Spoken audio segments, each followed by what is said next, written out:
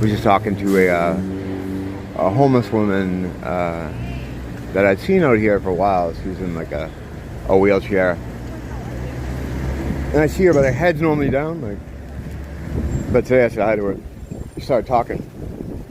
She's telling me about this guy that she was seeing, and how he basically, it's one of those bad relationships where it was okay in the beginning, I guess, and then over time it became more crazy. And what she was describing, the things he was doing, to me sounded like black magic and demonic entity energy. She's saying he could change the color of things. And she wasn't completely gone. She wasn't on drugs. She was older. And, wheeling around in a wheelchair. She had an accident with her foot. She's telling me a little bit about it.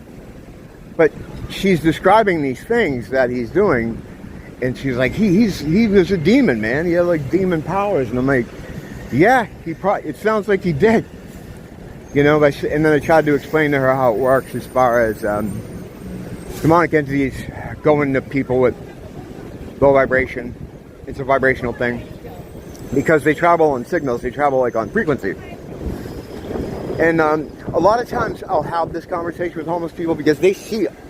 They're good to talk to get some news about what the fuck's happening out here, because they're out here all the time. As much as I'm out here all the time, they're really out here all the time. They see things, and the reason they see things is because people ignore them as if they're not there. People don't look at homeless people like they're people.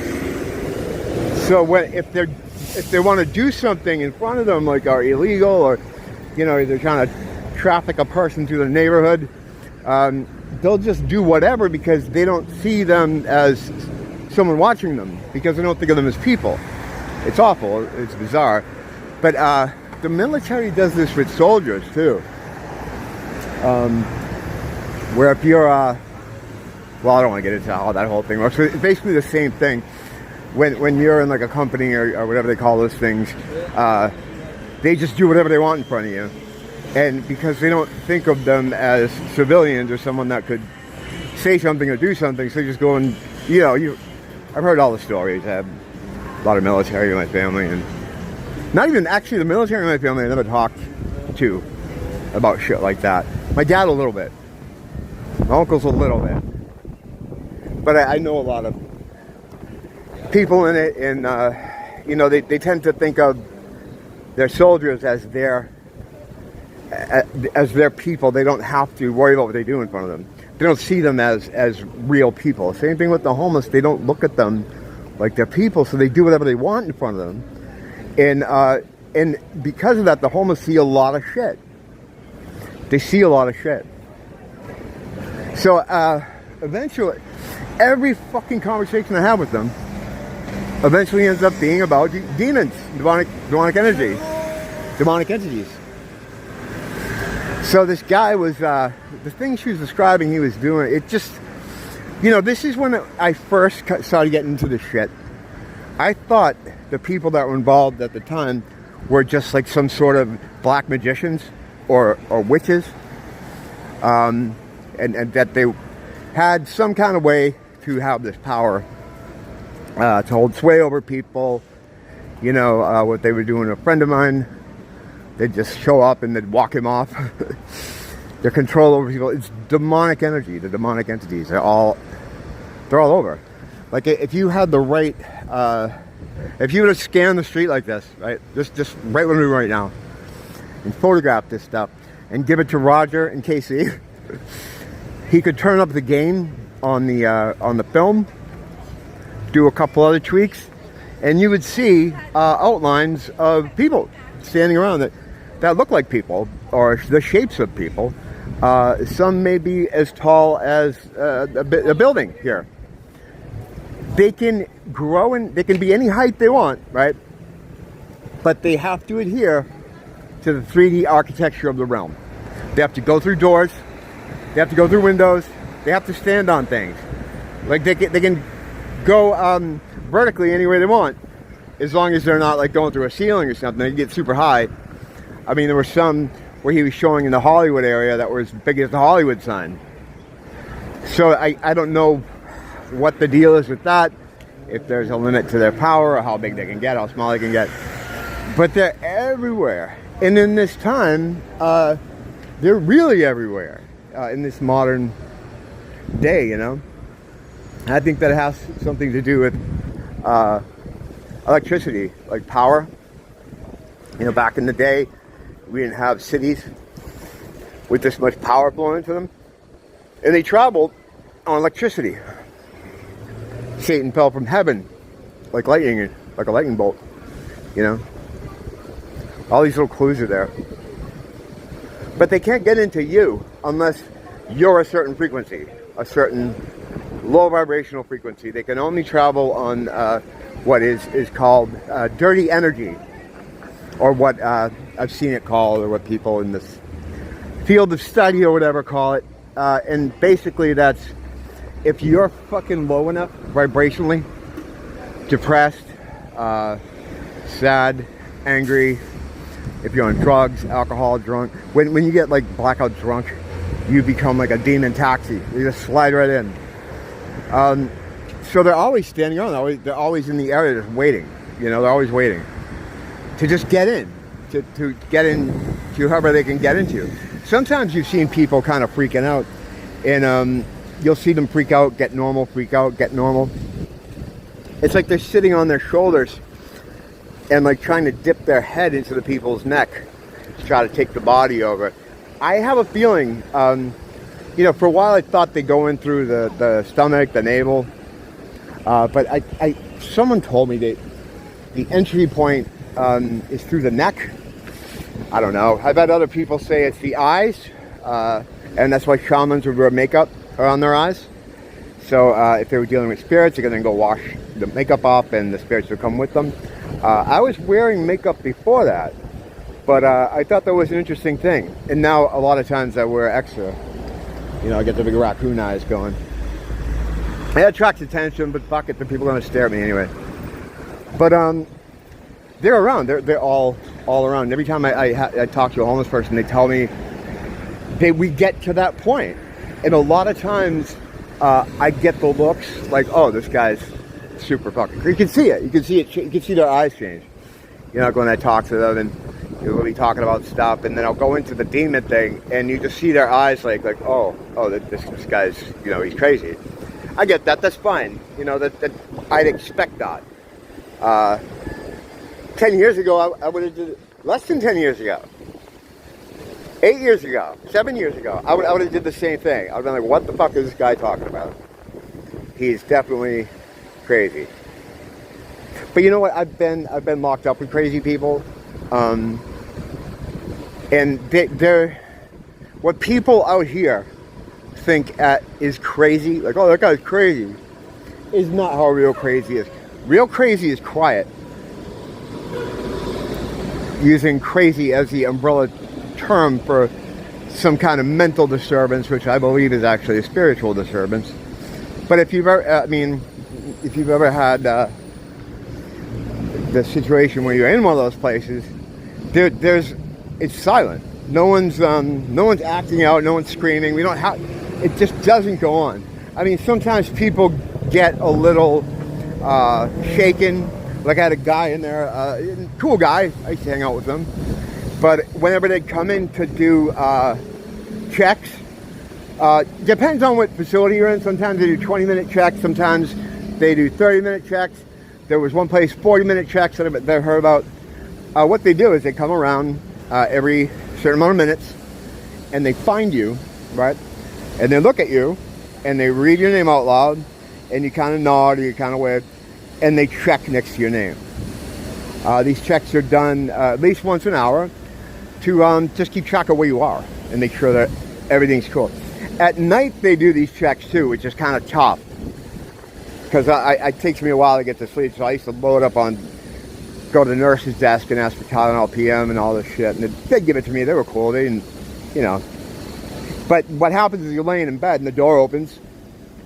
It's dark, you know, you're trying to sleep. You always have a roommate, but everyone's quiet there. There's no disturbances. No one's crazy people, real crazy people, don't look nearly as crazy as the people out here that they're saying are crazy. Like the guy running down the street screaming. Oh, he's crazy. No, he's demonically fucking possessed. If he was crazy, he wouldn't be out here so you could see him. He'd be hiding away. So they'd come in at night to do these checks when you're sleeping. And they don't get too close to you. They just kind of look over at you, make sure you're there, and then they check the box for you. This used to trigger this guy. And it would happen once an hour, and they'd have to explain to him every time. That he's like, am I on some kind of list? I'm like, no, we have to do this. And he's like, why? He was otherwise normal, but he had this one triggering thing. He didn't like to be, one time they were making a list for people that wanted to go to the chapel. They also had lists for if you want to go on a smoke break. You sign up, they take you outside, they walk you on the grounds. I never wanted to do that. Well, at the time I wasn't smoking. But although it would be nice to get out on the grounds, most places like that are not standalone hospitals. They're they're a wing. They're a mental health wing of a bigger hospital. So there's all people out there, and then you're one of the crazy parade. You know what I mean? You'd see that they walk the people out, and everybody's there, and you know, people in there in the ER, just it's like, hey, you know what I mean? So I didn't want to do that. Real crazy people are quiet. And again, I'm using the term crazy just for conversation's sake, the umbrella term. They stay in bed all day. They don't want to come out of their room. They don't want to do workshop stuff, which you should do if you're ever in there. Yeah, if you ever get in there, always do your workshop. So it's like they're quiet. They're not what people would think of as crazy. Occasionally, someone has a bit of a freak out. The day I went in there was this old woman who was in bed. They had to strap her down because she was getting a little crazy. It's rare though. And this is the first day I came into the first one I was ever in, first day. And she's screaming about Sirhan. Going, Sirhan. And I knew who he was. But I know the conspiracy behind it and all this stuff. But that was the first instance of a much larger situation that developed. It seemed like a lot of the people I talked to there, okay, were steeped in conspiracy. That it was a regular topic, all the stuff, the FEMA camps, all the greatest hits. Because what's happening, in my opinion, is people that are in a mental health facility are there because they've gone off script. They call it, they've had a break with reality. They don't know what's real and what's not. And when you go off script, you begin to see things. Like, hey, wait a minute. That's a controlled demolition. Look it's the same as anywhere else. You know, you see shit like that. Now you can see that when you're on script, but it doesn't register with you. I've kind of talked about that too, like when I used to do research in some of these old towns, you'd go into the old town halls and they had these vaults underground where you'd get these old planning books out. I used to work civil engineering, and we were looking for old planning drawings of lots. And there were these field books that took 2 men to move. A field book is something you keep in your hand. Why were they that big? At the time, I didn't even think about it. Didn't even occur to me to think that was strange. It was just like, all right, I'm gonna get this side, you get that side. The pages were half my fucking height. We didn't once think, who the fuck was carrying these in the field? Why are they so big? We didn't think that. And these weren't like put through a machine to have the plans be bigger. These are field books. No original notebooks. These were notes. Someone was making notes with a fucking 3-foot book. Whatever. So that's how you see things, but you don't see things. That's the veil. That's the veil that's been breaking down. That's the veil that keeps us from seeing things. So when you look at buildings falling down, you're like, that's a controlled demolition. You always saw that it was a controlled demolition, but it didn't register in your mind. So something a lot of these people have in common, that I've found, is they're seeing all these things that would be considered conspiracy theory. They've gone off script. And what the mental health industry does is it gets them back on script by giving you scripts. You know, this is all words important. It's all spellcraft. You know, that's what it is. So that's what happens. And then the other thing is that once someone starts going off script, you know, maybe mentioning these kind of things to their family, and it always makes people around them worried. Like, I'm worried about, you know, so and so. He's always talking about the Kennedy assassination. He thinks he thinks the Cubans and the Mossad did it. I'm kind of worried about him. And that's how you get into one of these fucking places. But it's good. I'm glad I went in, because it was another stepping stone in my development that got me to, you know, understand where I am. It was a critical piece. My God, Joe, all these motherfuckers listen to Coast too? The hell? I hate when they have Glynis John, the numbers lady, on. That's fucking useless. But yeah, so that we had all that in common. Which, of course, it was a bit strange at first, but only later did I put it together. Did I tie that picture to another picture with the red string? You know, it was only later that I figured that shit out. But yeah, everybody was off script, so they put you on a script. The mental health clinicians, are, whether they know it or not, are just gatekeepers. You know, they want to keep you tethered to what they tell you is reality. And really, when you have a reality break, it's more like you're seeing the actual reality. You're off there.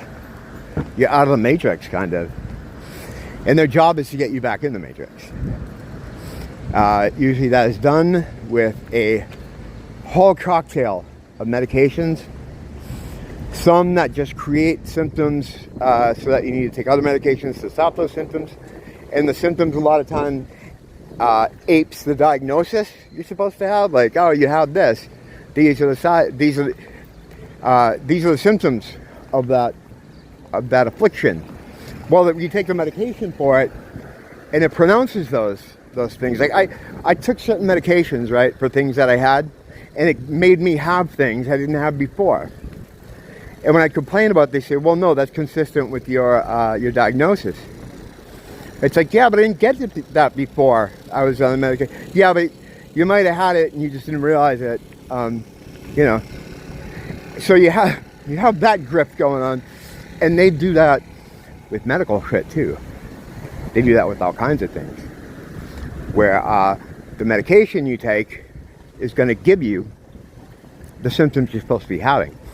Then you get on another medication to manage those symptoms from the medication that you're on that is giving you the symptoms of the diagnosis you supposedly have. I'm not a doctor. This isn't medical information. But I lived this stuff. I was there. I know a lot more about it than any of those doctors, because I was actually taking the shit. This guy's walking around with the fucking laptop open to Wikipedia. Well, how about we try 10 more megs of that? Let's take you off this and put you on that. You know, the sales girl came in today. She gave me some Lakers tickets, so why don't you try this? Proaximo. It's